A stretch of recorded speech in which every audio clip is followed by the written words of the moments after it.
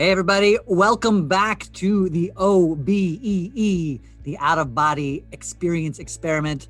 I am your host and scientist for this experiment, Ryan Stanley, joined today by Fish Ninja, who's also taking part in the experiment. It's difficult to get feedback from him on how his out-of-body experiences are going, but we do what we can. I'm just glad that he's here to participate. Anyway, checking in for day 12. So for day 12, again, not too much in the way of out-of-body experience to announce. No lucid dreams last night. I worked again relatively late. I worked about 11:30. I was not up for headphones. I did not feel like doing the binaural beats. I did, of course, focus on visuals. I did focus on a visualization of having three objects, touching three objects in another room, imagining myself in another room. I did work on the mantra as I was going to sleep. Again, the only consistency that I'm finding after 12 days is this feeling of vibration. So while I obviously cannot speak to an out-of-body experience just yet, I do want to speak for a minute or so about vibration in general as I continue this research and continue this experiment about the concept of vibrations as human beings. As I'm kind of looking more into this and I'm reviewing different books and reviewing what other people have said, the concepts of vibration seem to make a huge difference. The concepts of vibration, or the understanding thereof, I think is what changes everything. I think when we start to recognize that we as matter are on a very dense vibration, and we are souls taking part in matter in this very dense vibration of our human bodies, and we recognize that there is an opportunity for us to consider what it might be like to be vibrating at a different vibration or a different frequency, and that is really what these other dimensions are about. All this is coming to me because as I'm lying in bed and as I'm kind of trying this experiment, I'm feeling more vibrations, right? And so I'm understanding that there's a different level of connectivity and vibration. So I just want to say, thoughts are things. Whatever you think about, you bring about in your life. And I think if you look around at your life and you look about all the different things that you've thought about and how they show up in your life later, you'll find that to be true. Again, I'm going to go back to Dr. Joe. I know I talk about this just daily, but it's a big part of my life. And it's also coinciding a lot with this work that I'm doing in this experiment that I'm doing with out of body, in the sense that as I'm doing my meditations now, I know I touched on yesterday on day 11, I talked about this Kundalini experience that I had out of nowhere for the first time in over a year of doing these meditations. One of the things I really enjoy and I believe is a determining factor in the power of Dr. Joe's meditations is his intention is to take you into nothing. He breaks down the concepts of being nothing, nowhere, no time, and no one.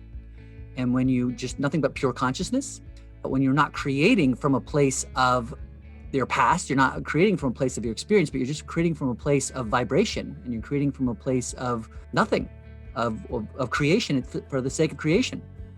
When you're creating from those places, there are unlimited possibilities. And unlimited possibilities include out-of-body experiences and other dimensions.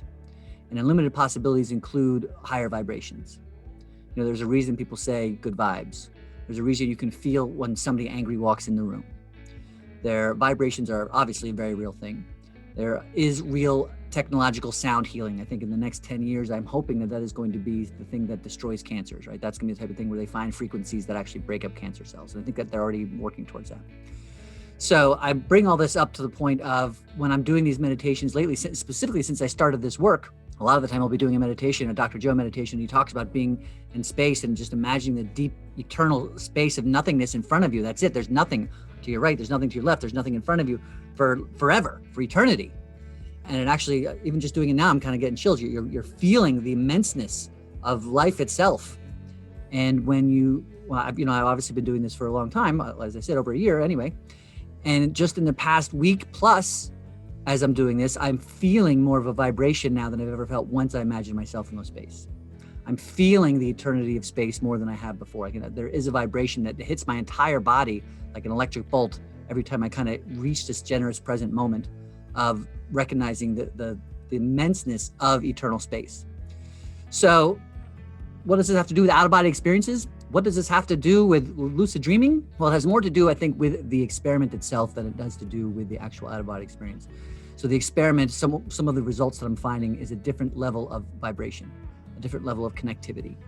that is showing up in other areas of my life. It's showing up in my meditation. It's showing up in my ability to be present.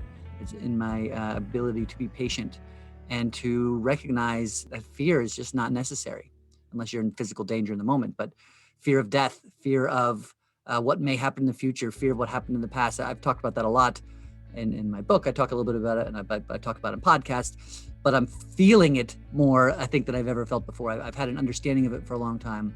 And so one result of this experiment that I've embarked on in 2021 is less fear, higher vibrations, physically feeling vibrations. And that's where we are today, day 12, feeling the vibes, good vibrations, as the Beach Boys would say. That's all I have for today at January 15th. I appreciate you. We are kicking the new year into gear.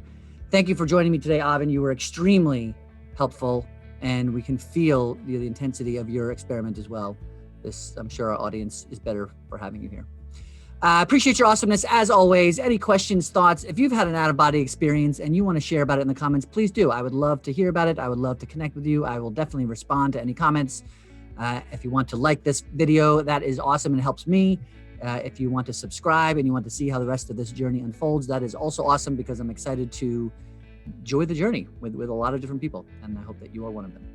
Appreciate your awesomeness. Thank you for being you. I will see you on the other side.